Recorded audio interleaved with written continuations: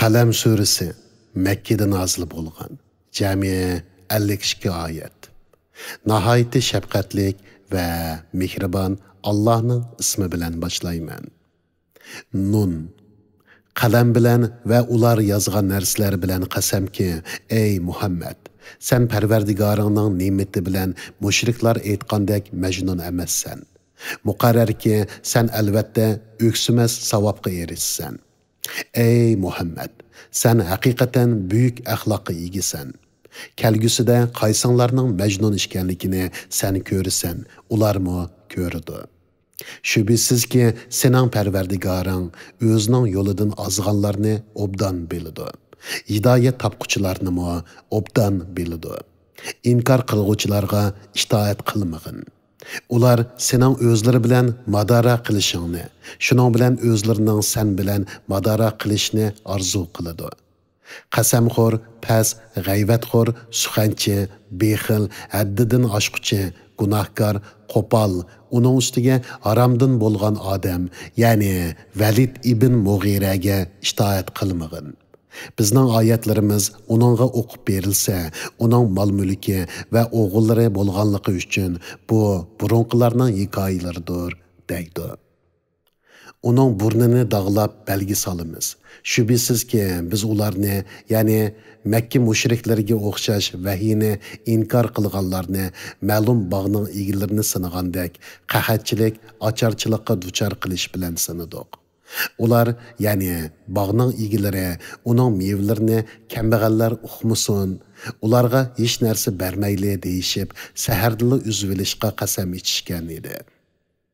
Ular Xudo xolisa demagan edi. Ular uxlayotganda baqqa Parvardigoring tarafidan azob, ya'ni yong'in nozil bo'lib, bog' kuyib qop-qora kuldek bo'lib qoldi.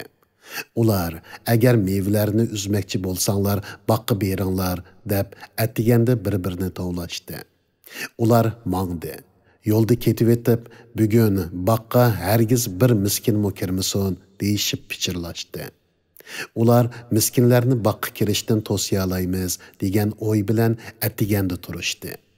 Ular bog'ning kuyib qop-qora bo'lib ketganligini ko'rib, biz haqiqatan ezib qilibdik. Yo'q, biz bog'ning mevasidan quruq qilibdik, dedi. Ularning yaxshisi, ya'ni eng aqllisi, sizlar nemishqa Allohga tavba qilib tasbih aytmaysizlar demaganmidim, dedi.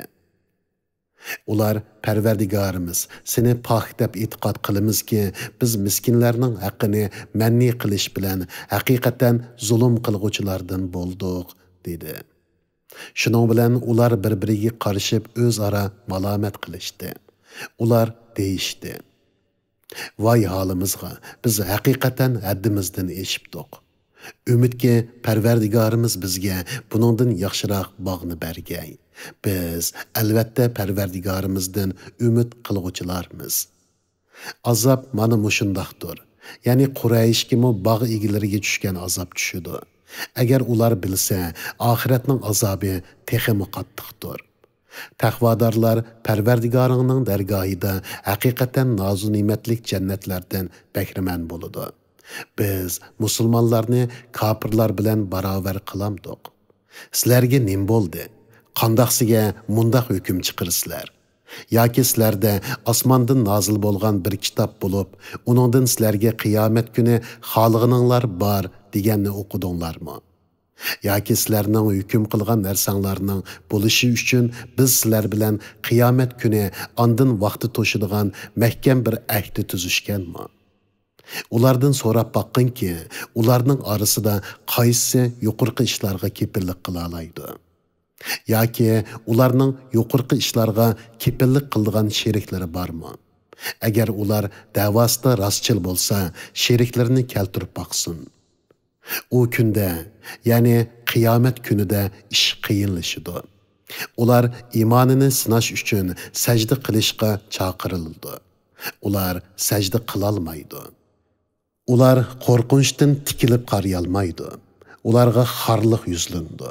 Ular dunyoda sog'lom chog'larda sajdaga da'vat qilingan edi. Ular sajdadan bosh tortdi. Bu Qur'onni inkar qilganlarni manga qo'yib etkin. Ularni to'ydirmasdan asta-asta halokatga yuzlandiramiz. Ularga möhlat berman. Shubhisizki mening tadbirim puxtadir. Yoki ulardan dinga da'vat qilganligingga haq so'rab, ularning iqtisodiy yukini og'irlashtirib etdingmi? Yoki ularning yanida g'ayib, ya'ni g'ayibni ichiga olgan lavhul mahfuz bor bo'lib, ular aytadiganlarini shuningga yozamdi. Parvardigoringning hukmiga sabr qilgin. Aldirang'uliqda, zerikkaklikda beliqning sohibiga, ya'ni Yunusqa o'xshash bo'lmag'in. O'z vaqtida u beliqning qornida turib, g'amkin holda Parvardigoriga iltijo qildi. Agar u Parvardigorining ne'matiga erishmasa edi, albatta u qilmishiga malomat qilingan holda daraxtmi yo'q, tog'mi yo'q bir daliga tashlangan bo'ladi. Parvardigori uni payg'ambarlikka tanladi, uni yaxshilardan qildi. Kafirlar Qur'onni anglagan chaqlarda sana bo'lgan dushmanligining qattiqligidan yomon ko'zlari bilan seni yiqitib etishga tas qoladi. Seni shubhisiz bir majnun deyishidi. Qur'on faqat tamom ahli jahon uchun vaz nasihatdir.